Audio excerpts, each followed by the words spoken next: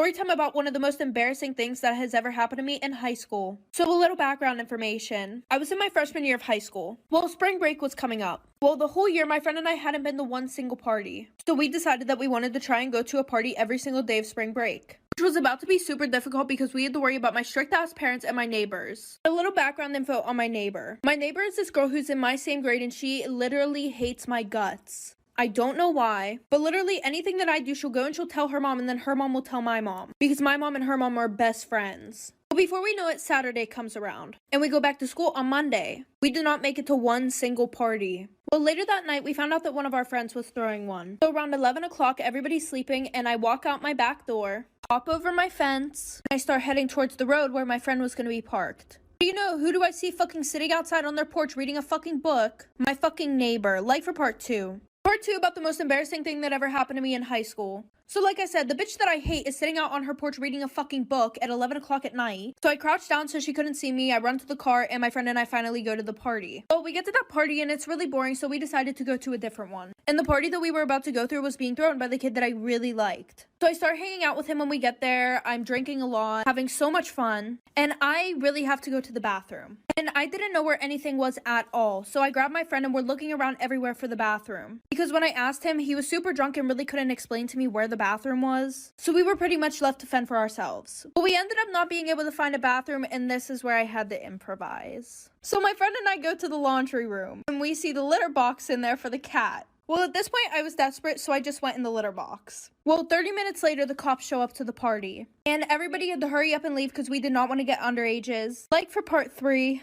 Part 3 about the most embarrassing thing that ever happened to me in high school. So like I said, I went in the litter box, and then the cops showed up. We all ran because we didn't want to get underages. I was able to sneak back into my house without anybody knowing. But when I get to school on Monday, everybody's talking about the party. And apparently the kid that I liked who threw the party, his parents didn't know that he threw one at all. And this was like during first period. So I went to text him and ask him if he was grounded because we were supposed to hang out the next day. And I realized that I am blocked. So I'm thinking, what the fuck? Why does he have me blocked? So I told my friend that he blocked me, and she goes, it's probably because he saw what you did in the laundry room. And I'm sitting there and I'm like, there's no fucking way that he knows. Because there was a door that led to the outside in the laundry room, there were cameras in there. So everybody saw this video of me. People were posting it on their Finstas, posting it on their Snapchat stories. It was so fucking embarrassing. Not to mention the bitch that I hate who lives next door showed my parents the fucking video, and I was grounded for fucking 4 months. Story time about how I walked in on my fiance and another man. So a little background information. My fiance and I have been together for 4 years, and we started dating our junior year of high school. Well, we all went to Florida after we finally got engaged, and he invited his best friend and I invited my best friend. And I always got vibes that he was like really touchy with his best friend and just like other guys. But I was definitely not one of those people who was about to tell my boyfriend how to act. During Truth or Dare or something, someone would dare him to kiss like a guy and he would just do it. And I didn't really get any off vibes from that because I just did not think that way. So like I said, we all invited our friends to Florida. Well, I think like the 3rd night that we got there, we all decided to go to the club. And we were having a super good time. Like everybody was just doing their own thing. I was with my girls. We were hanging out, taking shots. My boyfriend and his best friend, they were doing body shots off of each other. But my boyfriend said that he had drank too much, so his best friend took him back to the hotel room. Y'all will not believe what happened next. Like for part 2. Part 2 about how I found my boyfriend and his best friend hooking up. So like I said, my boyfriend's best friend took him back to the hotel room. And I really wanted to spend time with him because we were only supposed to be there for like 3 days. So I decided I would go back to the hotel room early to go see him and make sure that he was okay. Well, I get to the hotel room and all the lights are off. It's very quiet and I think that everybody's sleeping. So I take my shoes off and I go to our room. And nobody's in there. So I go to his best friend's room, and when I open the door, I see him and his best friend laying on the bed naked, making out. I literally stood there in shock for like 2 minutes, and they just like did not hear me, did not look over, did not see me or anything. Eventually, I literally was like, what the fuck? And they both look over, and my boyfriend is literally, it's like he saw a fucking ghost. So I leave the room, he gets dressed, he comes over to me, and he starts talking to me. Like for part 3. 3 about me finding my boyfriend and his best friend hooking up. So like I said, after I catch my boyfriend and his best friend naked together in bed making out, he takes me into the living room to have a talk. And I thought he was just gonna say, oh, I'm drunk, it didn't mean anything. Nope, complete 360, total opposite, not at all what I thought. He was like, listen, like, you know, I've been meaning to tell you this for a while. I just didn't know how to tell you. My parents are super religious. If I ever told them that I was gay, they would never accept me. They would cut me off, everything. And his parents were super fucking rich. So I kind of understood. But I was pissed the fuck off. Like, you wasted so much time in my life just to fucking tell me you were gay. So he was like, we can still have the wedding and everything like that. You know, I understand if you don't want to be with me. So we kind of made a deal that, you know, if I stay with him, I can pretty much have access to all his family's money. I can buy the house that we were going to buy. So currently, while he is hooking up with other men, I have a boyfriend, but we just act like we're together. Story time about why my mom kicked me out when I was 16. So a little background information. This had all started as soon as my dad left my mom and I. I was like 13 around the time. Well, ever since then, my mom would have different guys in and out of the house all the time. Like, we were lucky if a month went by and she was still with the same dude. Which, I mean, I kind of get it because my dad did leave us for a woman that he had started another family with. But at the same time, it was just a whole mess. Anyway, so she had got with this new guy, and we're gonna call him Tyler. And by the way, the dudes that she would date, they would literally live at our house. Anyway, so a week after he moved in, I started getting really close to him, which usually never happens. Usually I would try to keep my distance because I knew how wrong it was of her having all these different guys in the house when I'm only 16. Anyways, every time that my mom would go to work, he would invite me to go see a movie, and he would just be really flirty with me. And he was only 6 years older than me, and my mom was 32. You do the math. Anyways, like for part 2. Part 2 about why my mom kicked me out when I was 16. So like I said, the guy was being super flirty with me, inviting me to the movies when my mom wasn't home and all that stuff. Well, then it led to more than just that. By the way, this guy did not have a job, so he was home with me 24/7. And I was doing online school. So we were in the house by ourselves, 12 hours a day, 5 days a week. Anyways, like I said, it led to more, and we started doing the nasty and stuff. Ew, just, yeah. Well, the one day after we got done doing the nasty in my mom's room, we had fell asleep. And yes, we did not have clothes on. Well, at 2 in the morning, I hear someone pounding on the bedroom door, and my mom worked night shifts. So we get up, he hurries up and gets dressed and tells me to hide under the bed, and he opens the door, and it's my mom's sister. My sister literally lived in the apartment next door, and she was like, oh yeah, neither of you were answering the phone, so she wanted me to check on you guys, like, where's Elena? And I'm still under the bed naked, like for part 3. Part 3 about why my mom kicked me out when I was 16. So like I said, I'm laying under the bed, no clothes on. She asks where I am. And he's like, oh, she should be in her room. So he goes looking for me everywhere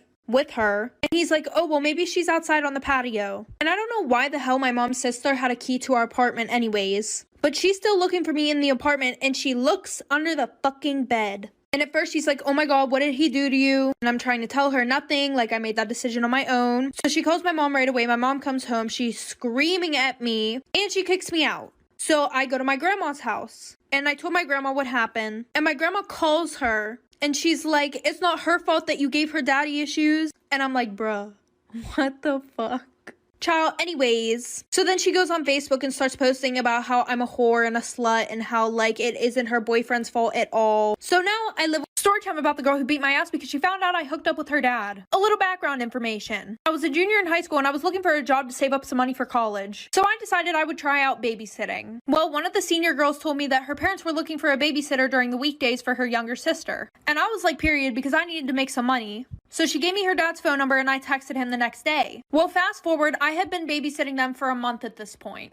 Well, during the winter time, this girl's mom had to go to LA for a business trip. And the trip was like 4 days long, Monday through Thursday. Or at least she was supposed to come home Thursday morning. So I was there every day of the week watching their daughter pretty much. Wednesday night, I had to sleep over because their dad was going to a bachelor party. My parents were fine with it because my bus stop was like right outside their house. So I was sleeping on the couch and I heard her dad stumble in at like 3 in the morning. He was drunk as hell, and I don't really remember a lot. All I know is that we kissed. Turns out the mom set up nanny cams before I started babysitting. Friday morning, I was just sitting on the bus, and their older daughter came up to me and punched me right in my face. Story time, I had to go to jail because of my toxic ex-boyfriend. So a little background information. Him and I started dating right after high school. And this relationship was so fucking toxic. We would literally fight over the dumbest shit. So fast forward 4 years later, the one night he had his friends over and he wanted me to cook steak. I decided to cook chicken instead. And this is what triggered the entire fucking fight. He was saying things like, you never listen to what I say, you can't turn a hoe into a housewife type of shit. So he pretty much blew up and was like trying to kick me out of our house. He went to our master bedroom, started breaking all my shit, throwing it down the stairs, and his friends left me there with his crazy ass. So I tried to get him to stop, but he wouldn't, of course. But then he ended up calling his fucking sister, who is 10 years older than me, trying to get her to come to my house and kick my ass. I never really got in a fight like this, so I decided to call 911. She heard him in the background going crazy like for part 2.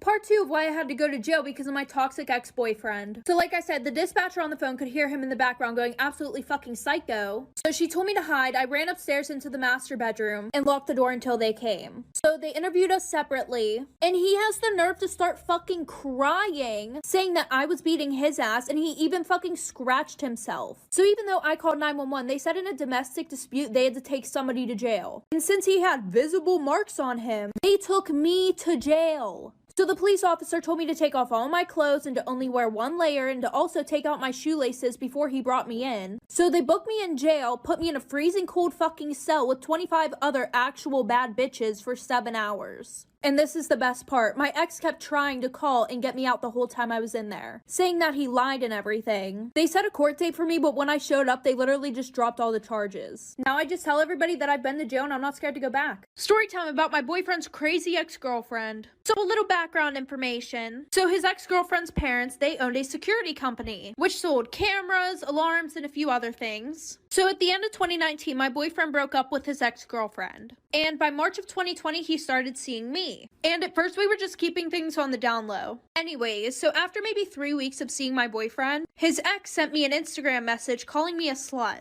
It's the obsession for me. Anyways, what's even weirder is that she knew everything about my boyfriend and I, even the sexual things. Anyways, like I said, I thought that was really weird, so everything that she had sent me, I sent straight to him. Because I thought, obviously, that he had still been talking to her and had told her everything about us. But instantly, he gave me his phone and said go through it, and he had her blocked on everything. So even though it was weird, we moved on from that situation. Well, fast forward another 2 weeks, and his ex calls him while I'm at his house, like for part 2.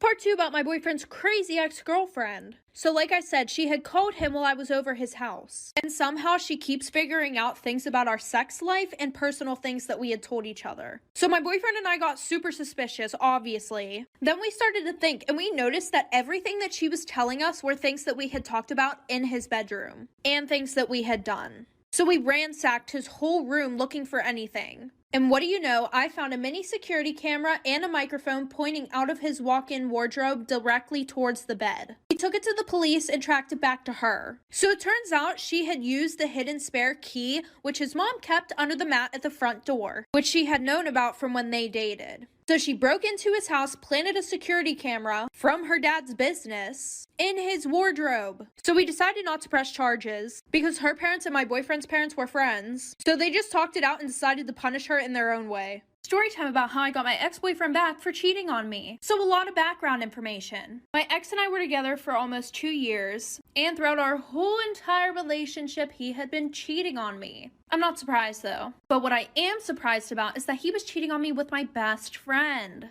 Well, my ex-best friend now. Before my ex and I got together, my best friend had a crush on him for like a week, right? And then she got a boyfriend. And I had asked her, is it okay if I get with him? Like, him and I have been talking, he said that he really likes me. And she said, yeah, of course, that's perfectly fine. I don't care. I don't like him anymore. So I was like, okay, we're all good to go. So a month later, him and I start dating. Well, I found out that he was cheating on me when I went through his phone and saw all these nude pictures of my best friends and videos of them doing the nasty. So I decided I had to get him back. And my best friend, of course. My best friend was still with her boyfriend, but her boyfriend was my ex-boyfriend's best friend. Like for part 2.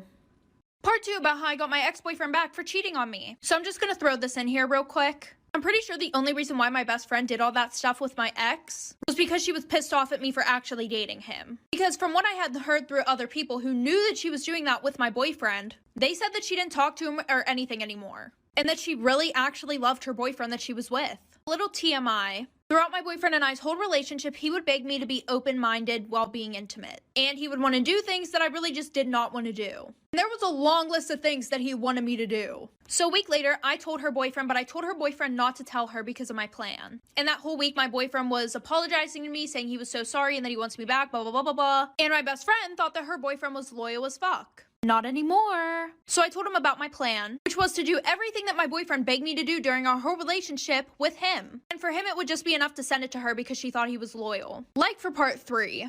Part 3 about how I got my ex-boyfriend back for cheating on me. So like I said, I told her boyfriend my plan and everything like that, and he was on board right away. So he came over to my house, we did all that good shit. Oh, and I forgot to tell you guys. My ex-best friend had begged me not to tell her boyfriend. She was like, you don't get it, like I really love him, like I really don't want to lose him. And I told her that I wouldn't tell him. But I don't really know what her boyfriend did. All I know is that I sent the video to my boyfriend.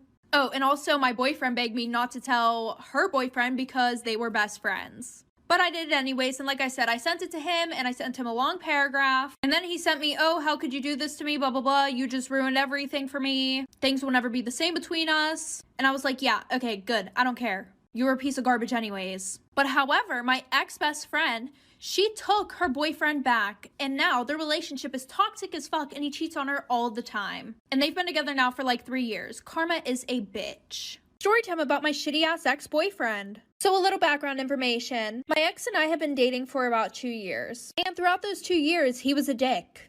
He would cheat on me, talk to other girls more than me, but of course I pretended that everything was perfect in my relationship. I would brag to all these people about how my relationship was so good, blah, blah, blah, and everything else. Because it's embarrassing whenever bitches can talk shit because your relationship is very toxic. Like, listen to this bullshit. The whole 2 years we were dating, I had over 10 girls DM me on Instagram saying that they screwed my boyfriend at his house. I never confronted him about it. I was just one of those girls that cared way too much about what everybody else thought. Okay, now fast forward. And it was a Friday at school, and Thanksgiving break was the following day. And him and I have this whole plan to spend the whole break together, because literally a week before that, he was on vacation in North Carolina for 2 whole weeks. Well, instead of going with him after school, I decided to go home, get an overnight bag like for part 2. Part 2 about my shitty ex-boyfriend. So like I said, the original plan was for us to go together to his house after school. But I was like, I'm going to be spending the whole week over there. I should probably pack some clothes and get a shower. So after school, he drove me to my house. And he said that his parents wanted to have dinner together, so he had to go back to his house. And he would pick me up later. So when I got to my house, I got ready and everything, blah, blah, blah. And by this time, it was like 8 o'clock. Well, I kept texting and calling him, asking him where he's at, if he's coming to get me still. Then I realized that none of my text messages were going through. So then I go to text him on Snap. And what do you know? I couldn't find him on there. And then I call him off my mom's phone. He answers the phone and hangs up right away. Well, we were supposed to have a little party at his house too, that all of my friends were going to. So I texted every single one of them. None of them answered the phone. And I remembered that my one friend had shared her location with me before. So I went and looked at her location and where was she at? My boyfriend's house. So while I sat at home crying that whole week, he was throwing parties and cheating on me with my friends. And when we went back to school, he acted like we were never in a relationship. Story time about how I was sexually harassed twice while working at Walmart. So a little background information. This all happened last year. So originally I was working in a warehouse, but whenever COVID hit, lost my job, I had to get a new job. So I applied at Walmart in the electronics section because they paid more money, period.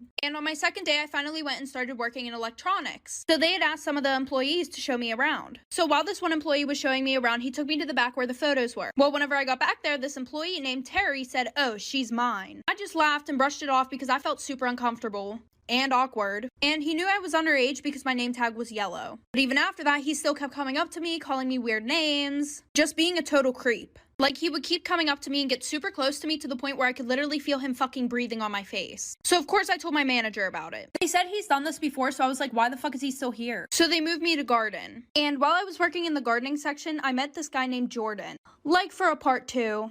Part 2 of how I was sexually harassed twice while working at Walmart. Something I forgot to mention in the first part, I reported Terry several times and they still did nothing about it. So like I said, then I met this kid Jordan, him and I started getting close, and work actually started to become fun. Well, finally, after a month, we decided that we were going to go out to lunch during work. So the day that we went out to lunch, he kept telling me that he needed to tell me something. But he was like beating around the bush the whole time. Like for some reason, he just couldn't get out what he wanted to tell me. But then he kept trying to change the subject like he wasn't the one who brought it up in the first place. I should have took that as a red flag before we went to lunch, but I didn't. So he keeps going on about it in the car, right? And then he's like, I'm not really 20, I'm 25 turning 26. So then for some reason after that, whenever he saw my mood change, this guy has the audacity to start touching my legs, fucking rubbing my inner thigh and shit. I kept telling him to stop. I was like, what the fuck are you doing? So then I told him I'm getting out of the car. And he says, I'm not gonna let you like for part 3.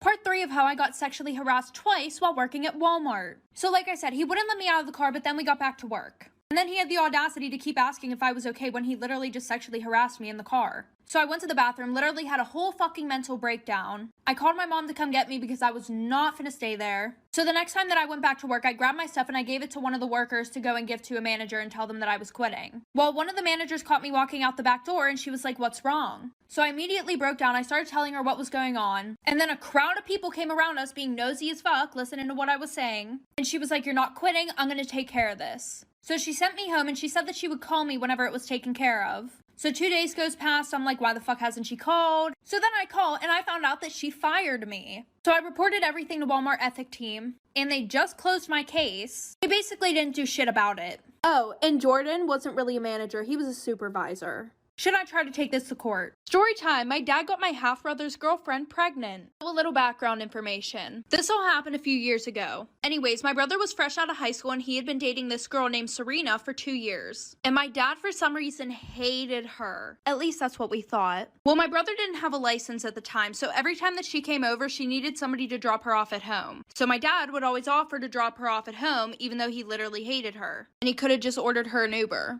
which is what he did with all of my friends. Well, the one night her parents called and they were like, "Hey, like, is Serena still there? She hasn't came home yet." And my dad said that he was dropping her off. So I called my dad and he said that they ran out of gas on the side of the road. So that was just like one incident. Well, the next morning my mom goes to get in the car for work and she finds a thong in the car. So she brings it in the house and she asks me, "Hey, is this yours?" Meanwhile, I had never seen them before. So then she goes and asks my half-brother and my dad's whose they are, like for part 2. Part 2 about how my dad got my half-brother's girlfriend pregnant. So like I said, my mom found that thong in the car. She came and asked me if it was mine. I said no. So then she asked my dad and my brother whose they were. So she asked my dad first. He said, "I don't know whose they are." He said they probably just fell out of Serena's bag. And then she asked my brother. And my brother said, "Oh, those are Serena's." So after that, my brother came in my room. And he was like, "Do you think it's weird that the same underwear that Serena was wearing before she left ended up in the car?" So I guess she had the underwear on literally before she fucking left the house.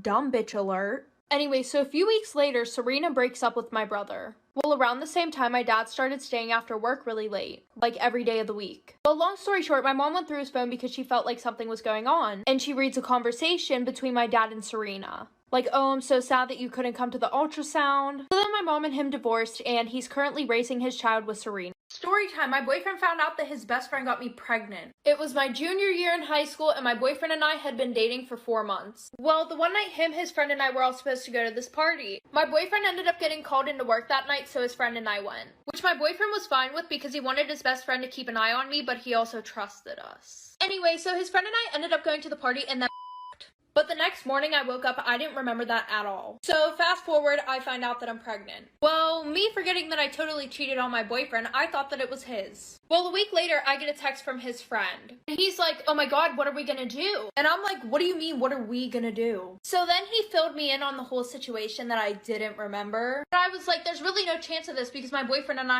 fucked like a million times and me and you fucked once. The real tea is that my boyfriend was black and his friend was white. Well, me being the ass bitch that I am, I was like, well, let's just wait it out. I bet it's not his, like for part 2. Part 2 about how my boyfriend found out that his best friend got me pregnant. So like I said, my boyfriend was black, his best friend was white, and because I doubted that it was his best friend's kid, I decided to wait it out. Say it with me, bad idea. So fast forward, I'm in the delivery room and I decide not to have my boyfriend in there. Well, let's just say good thing that he did. Bitch, whenever this thing popped out, it was white as fucking paper. So I was like to the doctor, "Oh my gosh, like I'm gonna have a panic attack. Please get the baby out of the room. I don't want anybody around the baby right now." So when my boyfriend came back in the room, I was like, "Oh, we can't see the baby. He's having some issues." He's over here freaking out. I'm having a fucking panic attack about what I'm gonna do. And they brought my kid back and I was like, "That's not my kid." And this girl looked so confused. She was like, oh, okay. And my boyfriend and I are laughing. We're like, "Oh, haha, that's funny." Then she comes back into the room and she's like, "Ma'am, this is your kid."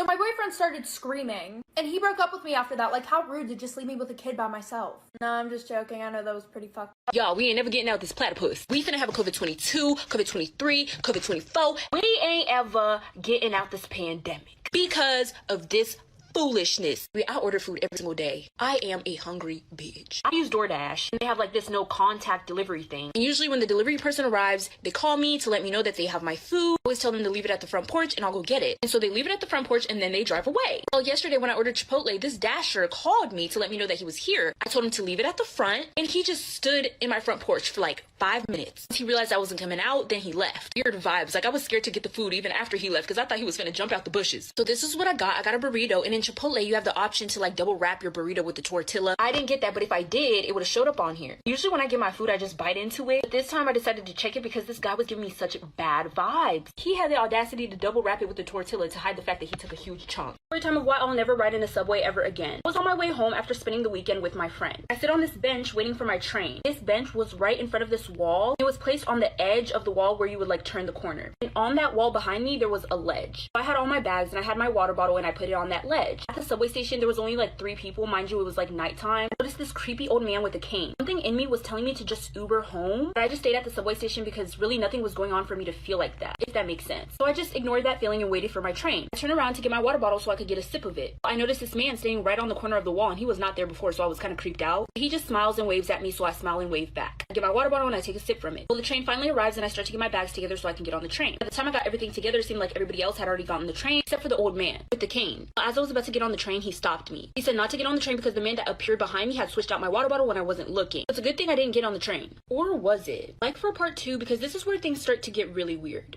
Part 2 of why I'll never ride the subway ever again. Like I said, the old man stopped me because he said the man that appeared behind me had switched out my water bottle when I wasn't looking, and I had already taken a sip from it, so good thing I didn't get on the train. So now me and that old man were the only ones in the station. I thank him and then I start to get tingles all over my body. Like I'm getting really sleepy. So I start to leave the subway to catch an Uber instead. My body keeps getting more and more tired. Next thing you know, I black out. When I woke up, I was back on the bench, and the old man with the cane was sitting right next to me, looking at me. I started to panic and he says everything is okay, and that when he started to leave the station behind me, he noticed that I was passed out, so he picked me up and took all of my stuff and put me back on the bench. And he stayed with me to make sure that I was safe, not just passed out in the subway station by myself. So I'm thinking, wow, this old man is literally amazing. I thank him and start grabbing my stuff so I can leave. Well, as I'm leaving, I get a really weird feeling. I decided to glance behind me one more time, and there I see the man who supposedly switched out my water bottle turn the corner and start talking and laughing with the old man with the cane. Part 3 of why I'll never ride the subway ever again. So like I said, I see that same man who supposedly switched out my water bottle and put something in my drink that made me pass out in the corner and start talking to the old man with the cane who had told me that that same guy switched out my water bottle. My blood runs cold and I run. I run out of their sight as fast as possible. When I get out of the station, I run for blocks just in case they try to follow me. Once I get far enough, I hide behind a building and I order myself an Uber. I'm hiding behind a building because I'm super paranoid in case they're like in a car that drives by so like they don't see me. I wait for the Uber to arrive and I get in and I get home safely. My parents were expecting me to be home that night, so as you can imagine, they were super worried as to why I got home so late. I had just told them that I forgot something at my friend's house, so I had to turn around and go back, and that my phone had died, so I wasn't able to contact them. I didn't want to worry them, so I didn't tell them anything about the 2 men. Until I went upstairs to change. I took off my jacket. I noticed that the blouse that I had under it was unbuttoned. My bra was gone.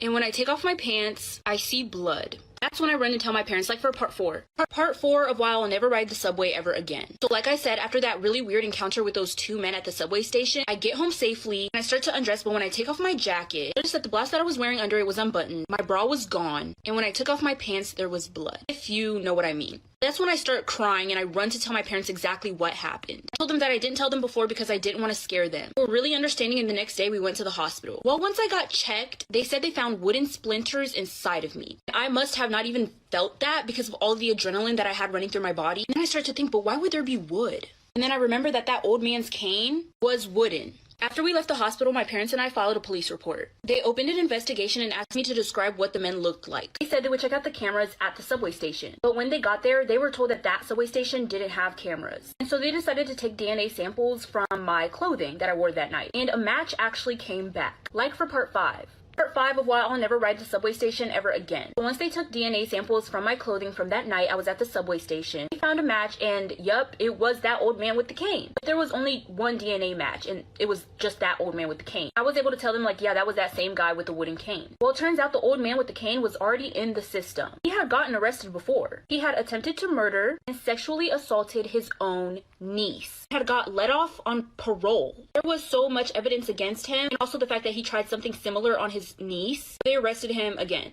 I also forgot to mention they took samples of his wooden cane, like the splinters that were found inside me. They matched it up to be like the same kind of wood. Anyways, so we go through the court proceedings and stuff, and now he's locked up for like 20 years, I'm pretty sure. I never rode in that subway station ever again, and I don't plan on riding in any subway station ever again. And that other man that helped the old man with the cane is still somewhere out there because there wasn't enough evidence against him. About this story of me while I was in the psych ward. Don't ask why I was in the psych ward, just know that I was there. Okay, so while I was there, we had to do these group meetings as soon as we woke up and before we went to bed. We had to wake up at like 9 a.m. in the morning. I hated it there. I was depressed. I'd always give the workers shit about going to those meetings. I was like, fuck y'all, I'm not going to those goddamn meetings. One night my stomach was hurting really bad, so they let me skip the meeting and sleep early. And I had gotten up in the middle of the night to go ask for some stomach medicine. When I walk out my room, I see this little boy standing at the end of the hall, like, and so I'm like, hello? And this motherfucker goes and starts hissing at me like, mind you, when he went, he had scissors in his hand. I knew I could outrun that motherfucker, so I started hissing at him back. I said, yeah, motherfucker, what's up, little mail packet? Yeah, what's really going on?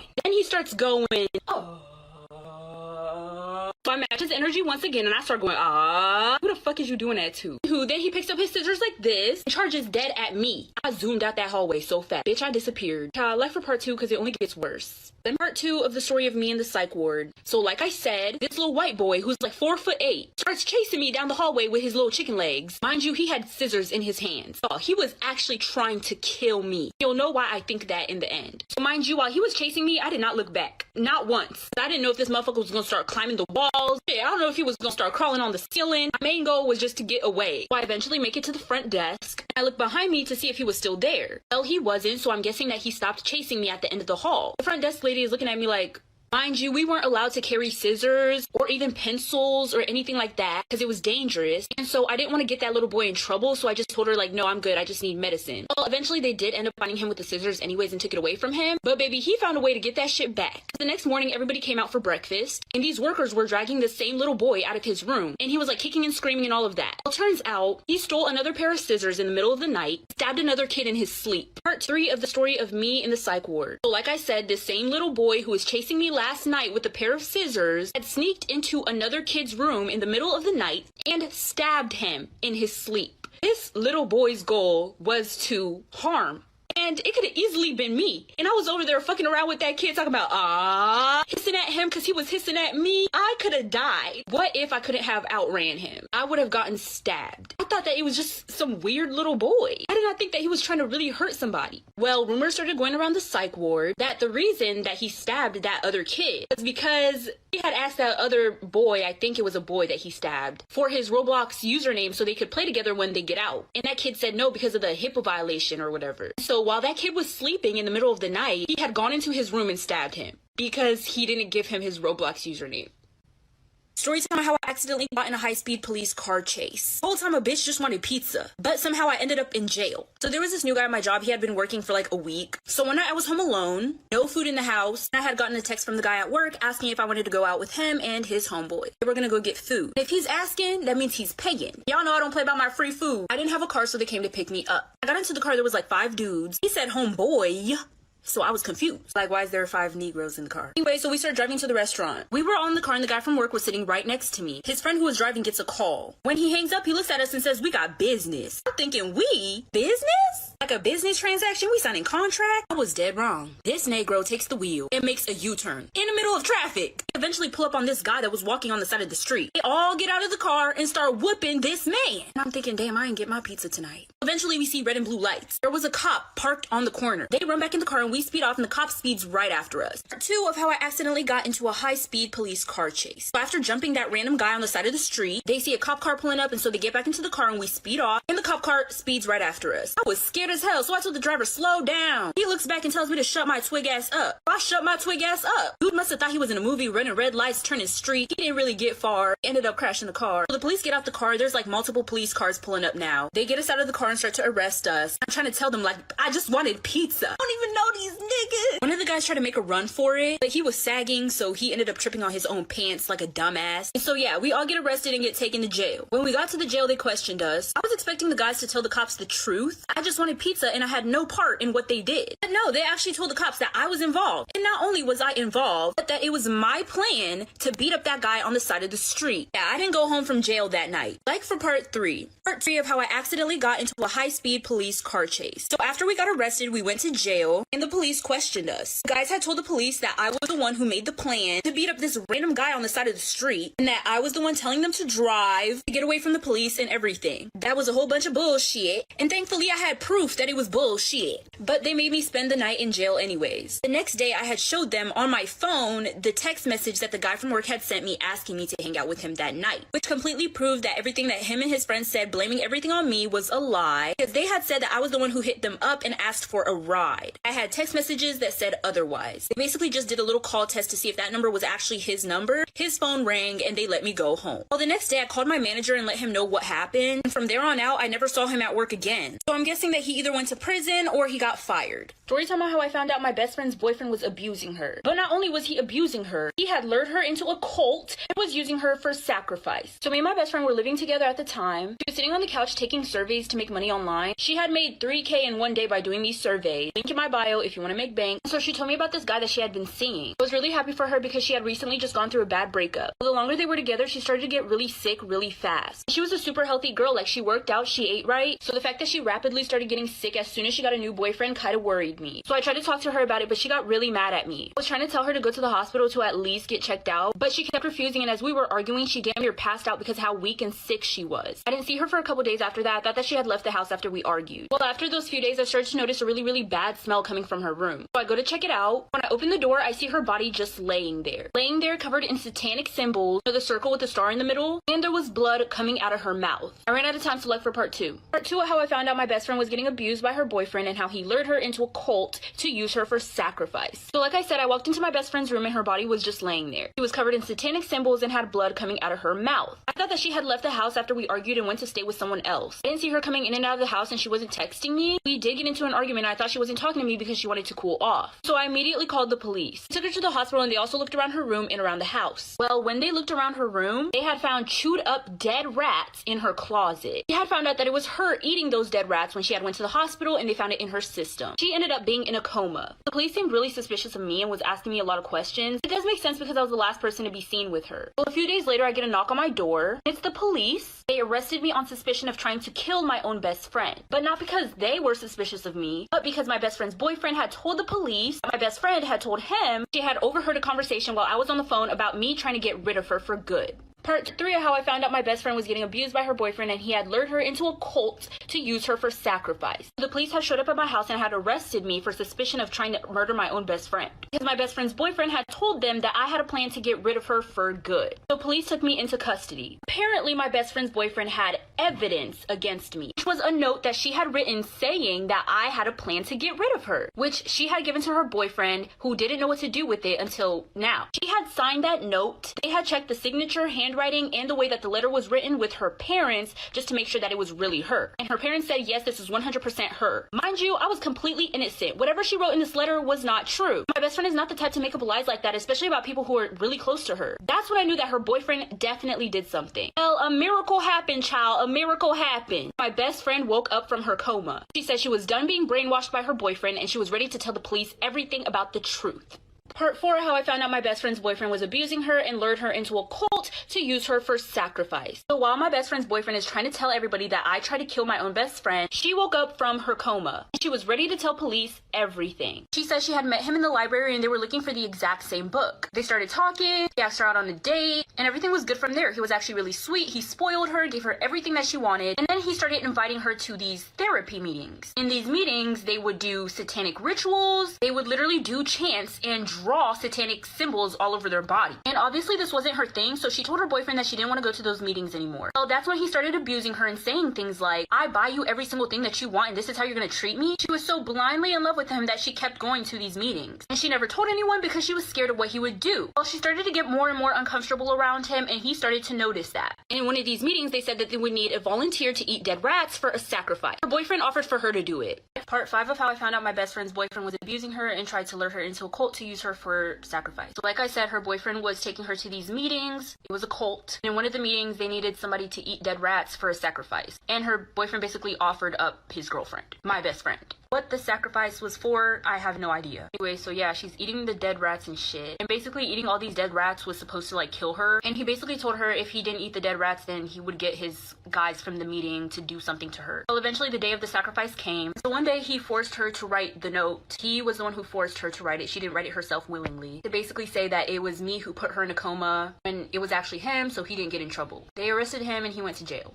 This story time was sent to me by a follower, and it actually involves a very popular creator on this app. They actually have millions of followers. Let's get into it. So this girl first started talking to this creator when she DM'd him, and he actually replied. She thought he was really cute, he thought she was really cute, and they exchanged numbers. Ended up meeting up at Playlist, and he invited her to chill in his Airbnb. Well, things got a little bit freaky deaky in that Airbnb. You know, they was fucking. Afterwards, they just kind of chilled. They were laid up talking about life, you know, all that deep shit. And eventually he told her that she had to leave because his boys were coming through or whatever. They just wanted to chill and talk about boy stuff. But before she left, he told her that he loved her and he wanted to be with her. What the fuck is going on here? Let me fix that real quick. Okay, we back.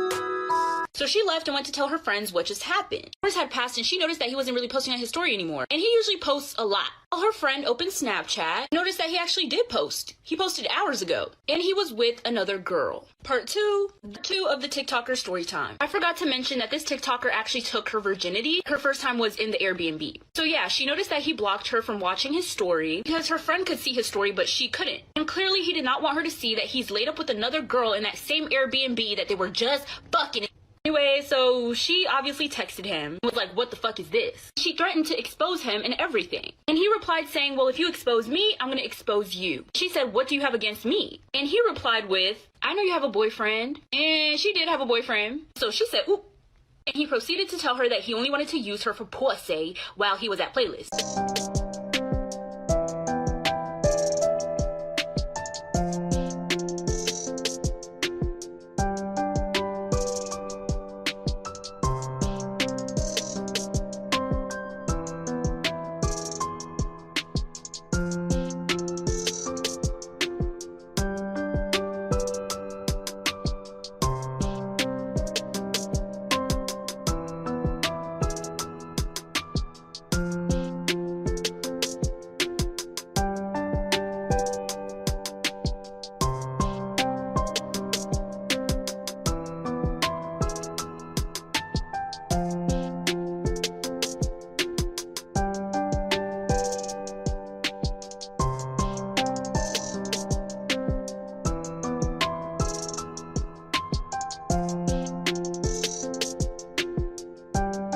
Am I wrong for telling a friend that she's selfish for going on a trip and concerts instead of helping financially? Oh, how people spend their own money is their own business. Like, I don't understand why. Here we go. I, 27 female, am a stay-at-home mom of 3. I have a friend, Kayla, 27 female, who I met in college. I got pregnant in my last year and considered dropping out, but I pushed through and she helped me with a lot of coursework. After we graduated, she continued with her master's and now has an excellent job. I'm not sure what exactly she's doing, but it sounds important and she has an amazing salary. Her boyfriend, Tristan, 30 male, works with her and they have no kids, meaning 2 incomes but no responsibilities beyond basic bills. You don't know the responsibilities. Why are you assuming about their income? My husband and I have been struggling financially for a while now. Having 3 kids in this economy isn't easy. Kayla has known about my issues and she loaned me money occasionally to help pay my credit cards. She's been very patient with me paying it back. The other day, she was telling me about how she has her summer plan. She's going to some concerts and then she's going to travel abroad because her work allows her a lot of annual leave. I got sad and asked how much it's going to cost. I wish I could do something similar. And she changed the topic, not wanting to answer the question about money. She's done that before, and she told me she hates talking about finances with friends. It makes her uncomfortable. But I pushed, and she eventually told me it was a lot of money. I admit I got very jealous and called her selfish to spend so much on silly little trips when she could have helped me pay my mortgage. What? Why the fuck would she help you with your mortgage? And on top of that, she already's been giving you money that you owe her and you want her to give you more. She wasn't happy and told me that she already helped me a lot and she can do with her money what she wants, and told me that I should consider finding a job and stop trying for another kid. Yeah, why is you pushing out babies you can't afford any of her problem? Like, at all. I told her that how many kids I have is none of her business, but as a friend, she should be supportive. Oh my god. I'm speechless. She left and hasn't been picking up my phone since. My husband agrees with me that she's selfish and should have helped us out, but my sister told me I'm in the wrong. What? Why? Why should she help you? Why? In what shape or form should she help you? What?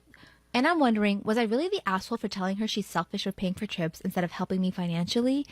Yeah, who the hell are you?